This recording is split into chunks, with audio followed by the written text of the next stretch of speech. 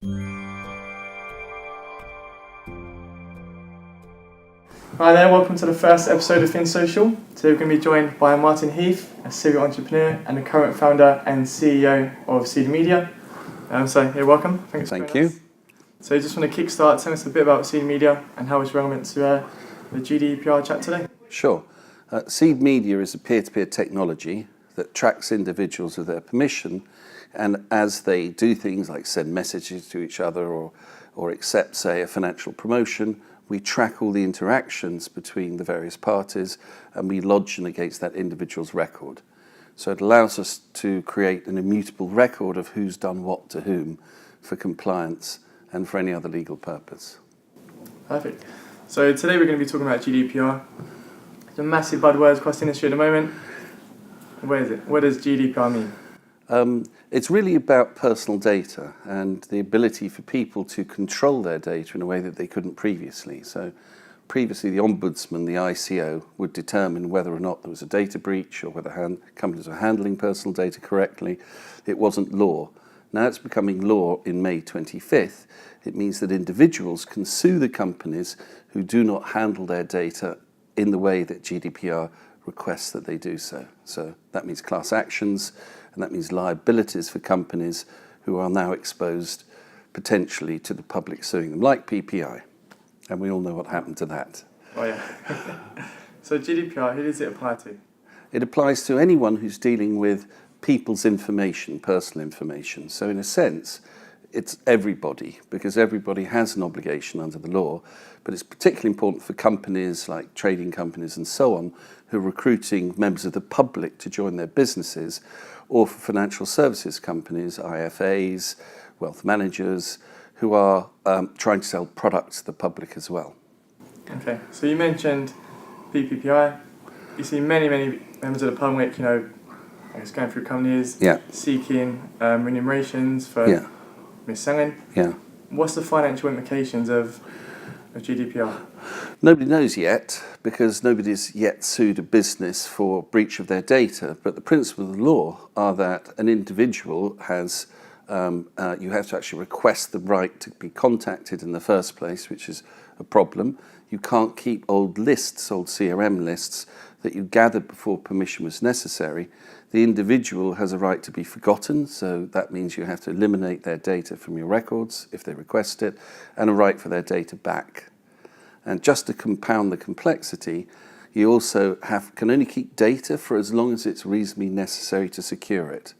So in a sense, what this represents is a control shift from companies that kept data in data silos to the individuals who now control and own it. And that creates an obligation on the company that is now personal law, so class actions. Okay, fair enough. So in terms of breaching GDPR, I know you mentioned a bit about telling people how to actually manage their data. Mm-hmm. What other breaches are there? It really relates to you contacting somebody outside the terms of the law. So, for example, if you have a CRM list, like a lot of trading companies do, 50,000 traders, 5,000 are active, 45,000 aren't, that may cost that trading company, as it does, about £1,150 to collect each of those names. So after May, if they don't use it, they're going to have to lose it, because once they try and contact those people again, there is the chance that one of those people, knowing the law, will sue them for misuse of data.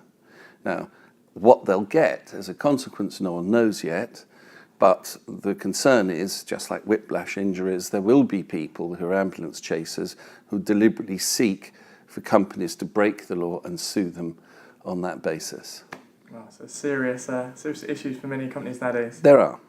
So in terms of for companies, if you wanted to bullet point, what would be your 5 key steps to ensuring that you comply with GDPR?